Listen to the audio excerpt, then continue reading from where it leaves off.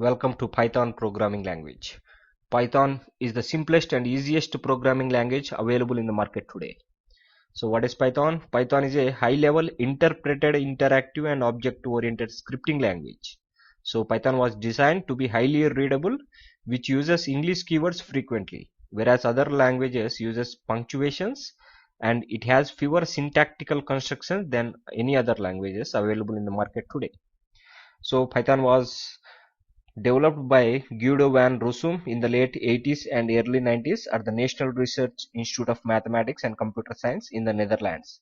He wanted to build a program which is simple to use and easy to understand. And till date, Python is the most easiest and simplest programming language to learn. And it is the most powerful programming language available. So Python is a scripting language and Python is object oriented. This means that Python supports object oriented style or technique of programming that encapsulates code within objects that we will be seeing in our course. So it is a interpreter. This means that it is processed at runtime by the interpreter and you do not need to compile your program before executing it.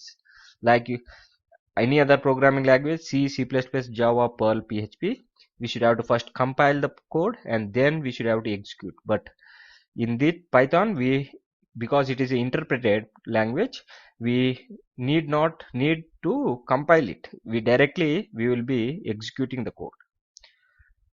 And Python is interactive. This means that you can actually sit at a Python prompt and interact with the interpreter directly to write your program. And it is easy to learn and it contains all the good features from other languages. So it is easy to learn. It is means Python has relatively few keywords, simple structure and a clearly defined syntax. This allows the students to pick up the language in a relatively short period of time. It is easy to read. Python code is much more clearly defined and visible to the eyes. And it has a huge library. And it is portability and interface to all other major database. And the advantage of Python is GUI programming. The Python supports GUI applications that can create and port it to many system calls, libraries and Windows system such as Windows MFC, Macintosh and the X window system of Unix. And Python can run on wide variety of hardwares platforms and has same interfaces on all platforms. This is the portability advantage of Python. So what applications we can build using Python programming language? We can build web application, we can build games to the desktop or mobile apps, mobile games for Android or iPhone, iOS, and we can create desktop application. We can do database programming and it is widely used in artificial intelligence, image processing, and you name it, we can do it with Python programs. So I want to show you some of the examples. So Python is an incredibly powerful tool for web development and more sites rely on it, including these powerful sites I am going to show you. So first one is YouTube. If you love watching hours of homemade and professional quality video clips on YouTube, you can thank Python for giving you that option. The foundation for Python helped YouTube integrate streaming videos into their pages as well as the ability to like videos and embed certain information. YouTube is one of the most popular sites on the internet and it runs off one of the most powerful languages, which is Python. And one more example is BitTorrent. So BitTorrent has evolved quite a bit in recent years, but its foundation and earlier years were built on Python.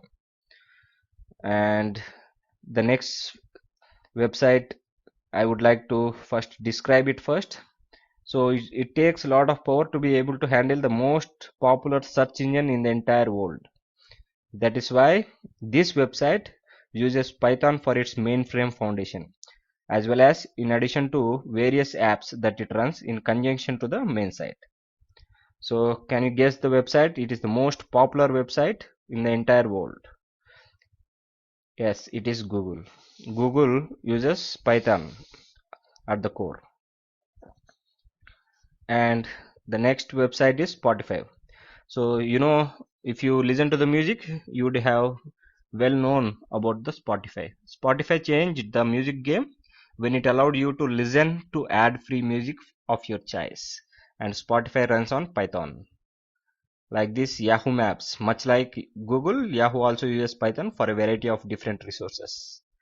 And Reddit is one of the biggest open communities on the web. You have a question, want to talk about something in specific, you can go to Reddit.